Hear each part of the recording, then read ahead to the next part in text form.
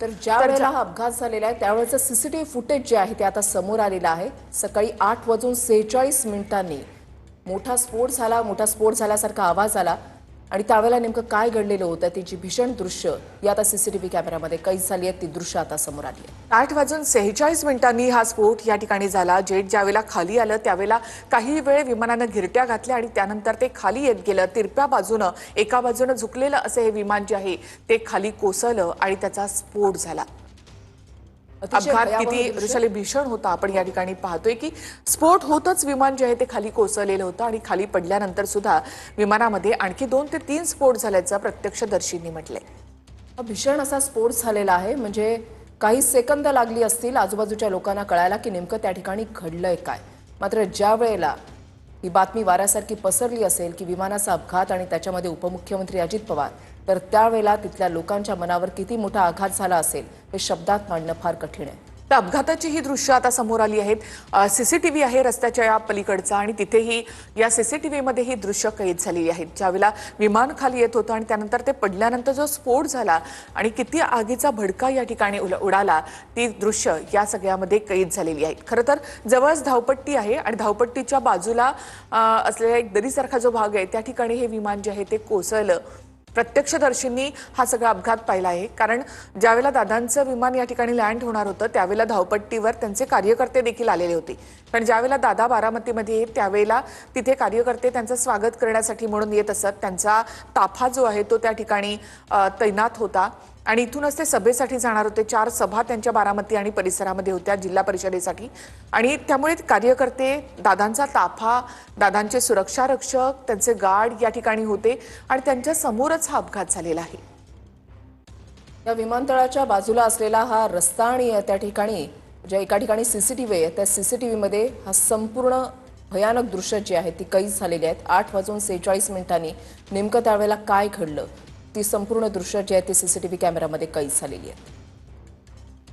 धावपट्टी आणि या धावपट्टीवर हा अपघात झालेला नाहीये तर धावपट्टीच्या बाजूला असलेली एक छोटीशी दरी ज्या ठिकाणी हे विमान कोसळलं आणि भीषण असा स्फोट झाला। मोठ्या स्फोटाचा आवाज आला।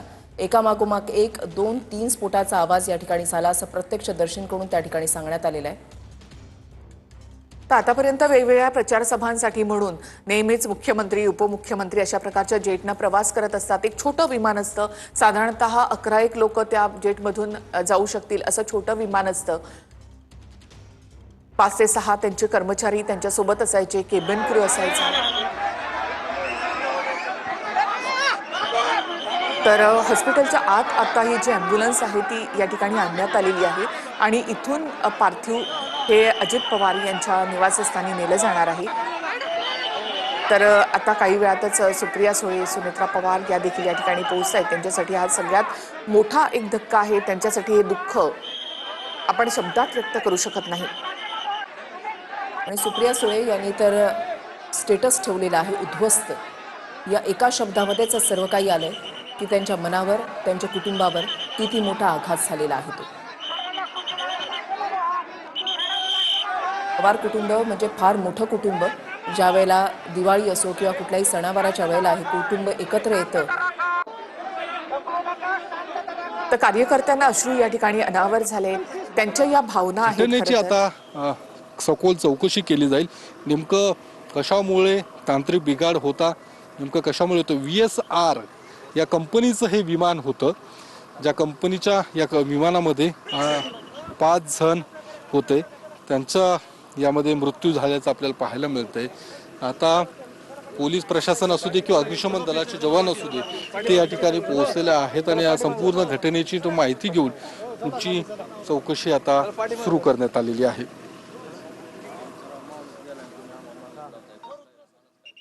ठिकाणची ही दृश्य आपण इथे पाहत आहोत। म्हणजे धावपट्टी आहे धावपट्टीच्या बाजूला एक दरीसारखा असा जो भाग आहे त्या ठिकाणी हे विमान कोसळलेलं आहे। चिन्ह विचिन्न अवस्थेमध्ये हे विमानाचे अवशेष जे आहेत ते आपण या ठिकाणी पाहताय। ज्यावेळेला मोठा स्फोट झाला ज्यावेळेला हा अपघात झालेला होता तर त्यावेळेला आजूबाजूची लोक जी आहेत ती आलेली होती आणि त्यांनी त्यांच्या शब्दामध्ये या भीषण अपघाताची दृश्य वर्णन ज्यावेळेला केलं त्यावेळेला अक्षरशः अंगावर काटा येत होता। आणि आता ही 2 दृश्य आपण पाहताय ज्या ठिकाणी बारामती रुग्णालयामध्ये दादांचं पार्थिव सध्या ठेवण्यात आलेलं आहे त्या ठिकाणी एक मंत्री सर्वपक्षीय मंत्री जे आहेत त्यांचे कुटुंबीय येत आहेत, तर दुसरीकडे सीसीटीव्ही फुटेज अपघाताच्या वेळेचं ती दृश्य.